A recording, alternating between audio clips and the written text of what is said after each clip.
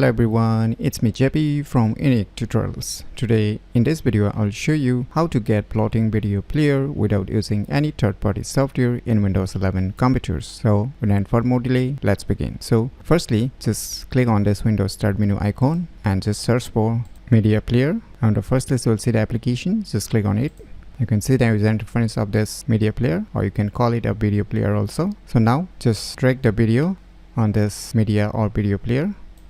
Now it will start playing. Now on the right bottom you will see here one option written mini player. Just click on it. Now you can open any program and you can see this video player is plotting above any open program window, as you can see. And now if you want to restore it back, just click on this exit mini player option again to restore it back to the default. So by using this inbuilt media player software, you can get plotting video player without using any third-party software in Windows 11 computers very easily. So if you never known about this cool application, then you should definitely give it a try. So if you find this video tutorial useful, please click on the thumbs like button, and if you're new to our channel, click on the subscribe button, and lastly, thanks for watching.